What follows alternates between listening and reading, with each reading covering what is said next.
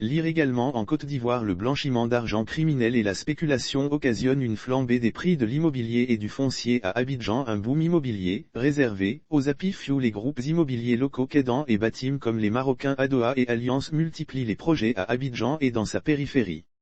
Mais, faute d'un marché du crédit adapté, ces logements restent inaccessibles pour un segment important de la population.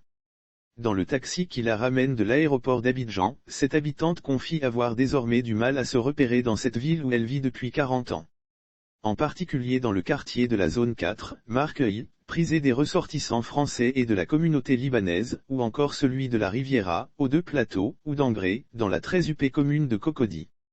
C'est là qu'ont surgi, en seulement quelques années, ces nouvelles zones résidentielles destinées plus particulièrement aux classes supérieures et moyennes.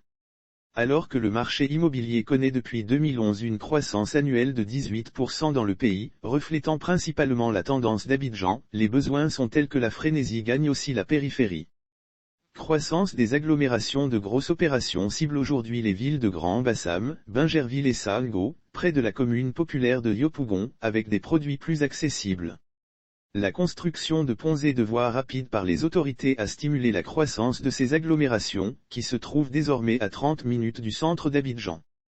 À la fin de 2018, les revenus du secteur s'élevaient à 513 milliards de FCFA, 808 millions d'euros, 41% de l'industrie du BTP, selon les chiffres d'une étude à paraître du groupement ivoirien du bâtiment et des travaux publics, GIP, dont Jeune Afrique a pris connaissance.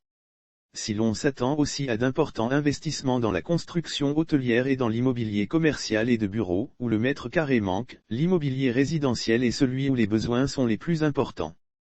Parmi les plus gros promoteurs se partageant le marché figurent des Ivoiriens comme Batim, qui fut successivement une filiale des compagnies d'assurance Colline et Saham avant de tomber, en 2015, dans l'escarcelle du fonds Phoenix Africa Partner Holding, PAF, de Michel Abrogoua, la société Les Lauriers, détenue par une famille d'origine libanaise, les Marcos, mais aussi Kedan. Le groupe présidé par Alain Quadio travaille actuellement sur 3 programmes, comme Symphonia, à la Riviera. Aujourd'hui, dans ce lotissement clôturé de 5 hectares plébiscité par des cadres supérieurs et des entrepreneurs, sur les 120 maisons haut de gamme, 250 000 euros, qui seront livrées en mars, il n'en reste que 3 sur le marché. Ayant développé sur la route de Grand Bassam un programme de 500 villas, 70 000 à 120 000 euros, qui jouera le jeu d'une plus grande mixité sociale, le groupe Kedan commencera en avril le chantier de 112 appartements dans un quartier fermé de 2,5 hectares, à Cocody. Il y a beaucoup plus de projets structurés qu'il y a 5 ans, note Stéphane Afro, le directeur général de Kedan, qui, depuis 2017, déploie une stratégie B2C, alors qu'il travaillait jusque-là pour le compte d'investisseurs, au gré des opportunités qui se présentaient. Seul 1% des logements sociaux promis ont vu le jour si son concurrent marocain Alliance Développement Immobilier est présent dans les logements économiques, qui forment 90% de la demande. Adoa, le groupe d'Anna Sefrioui, s'est aussi positionné, en avril 2019, face à Kedan, dans le haut standing, avec Prestigia, plus rentable, comme à Locodjro, sur la lagune Ébriée. Une façon pour lui de créer un effet de levier sur son investissement, analyse Ahmed Traoré, directeur exécutif du GIP. À la différence des acteurs ivoiriens, dont la mauvaise expérience avec les syndics de copropriété les incite plutôt à construire des maisons basses, les opérateurs marocains préfèrent construire des immeubles, dupliquant un modèle éprouvé chez eux. Mais pas de quoi satisfaire entièrement la demande. Le GIP estime même entre 400 000 et 600 000 la pénurie de logements à Abidjan. Urbanisation, seule la création de villes intelligentes autour d'Abidjan peut corriger la situation, un déficit qui se creuse de 50 000 à 60 000 unités d'habitation par an, ce qui représente un manque à gagner de 50 milliards à 80 milliards de FCFA pour le secteur, poursuit Ahmed Traoré. Les autorités n'ont pas réussi à construire en 8 ans les 50 000 logements sociaux par an qu'elles avaient annoncés. Seuls 4 000 sont sortis de terre. Ce qui crée beaucoup de frustration dans la population, regrette Stéphane Afro.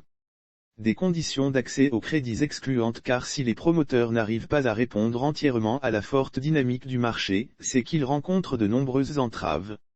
D'abord, le besoin de sécuriser le foncier, alors que le droit coutumier octroie souvent la propriété d'un terrain à une famille, à une communauté, plutôt qu'à un individu. Les droits coutumiers doivent être purgés avant que s'exerce le droit latin, et c'est souvent une source de contentieux.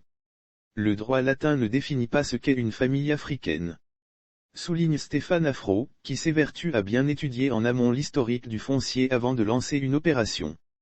Autre difficulté, la nécessité pour les promoteurs de viabiliser les terrains, c'est-à-dire de réaliser les adductions d'eau et les branchements électriques. Des tâches autrefois entreprises par l'État et qui renchérissent aujourd'hui de 15% à 30% le coût de construction des entreprises. Dans ces conditions, il est très difficile pour les opérateurs de s'orienter vers le logement social, comme le souhaiterait l'État. Prêteurs clandestins, la gangrène des crédits informels. Mais pour les aménageurs, le principal obstacle réside dans les conditions d'accès au crédit pour les acquéreurs. Conséquence, même si la classe moyenne ivoirienne est importante, seule une niche de la société peut accéder à des financements. Des crédits payables sur des périodes comprises entre 3 et 5 ans et qui s'apparentent donc davantage à un crédit à la consommation, alors qu'il devrait normalement s'étaler sur 15 à 30 ans. Il n'y a pas de crédit immobilier sur une période longue. Une fois payé un apport de 30% à 40%, il est très difficile de s'acquitter du solde dans un laps de temps de 3 ans, regrette Ahmed Traoré. Des conditions qui excluent de cette dynamique les populations les plus modestes de Yopougon et d'Abobo, qui composent les 3/4 de la ville, et qui ont engendré une véritable flambée des prix dans toute l'agglomération. Les prix se sont envolés dans la zone 4, où le mètre carré est le plus élevé de la ville, où il se négocie entre 400 000 et 600 000 FCFA. Tandis que dans la commune de Cocody les prix des terrains ont triplé, voire quadruplé, en moins de 10 ans, constate Ahmed Traoré. Des logements de moyens stand-in qui valaient entre 20 et 30 millions de FCFA il y a 20 ans s'échangent aujourd'hui à plus de 80 millions. Mais les promoteurs ont déjà les yeux rivés sur Anyama, à 10 km d'Abidjan, où le stade olympique accueillera la CAN 2023, et où doivent être construites de nombreuses infrastructures. Le lieu où, pour eux, des affaires restent à faire. Kedan se convertit à la gestion d'actifs afin de proposer des solutions de financement plus faciles et sans recourir aux banques. Le groupe Kedan a mis en place sa filiale Asset Management. L'objectif, gérer de l'immobilier papier. Nous vendrons des titres qui permettront aux particuliers de prendre des parts d'une société immobilière, mais pas le bien actif dans leur propriété, assure Stéphane Afro, le directeur général. Kedan a déjà obtenu l'agrément organisme de placement collectif en valeurs mobilières du régulateur, mais attend que ce dernier définisse les règles de gestion des fonds. Il prévoit un démarrage sous peu. Photo 1, Koné Bruno, le ministre de la Construction, du Logement et de l'Urbanisme de Côte d'Ivoire.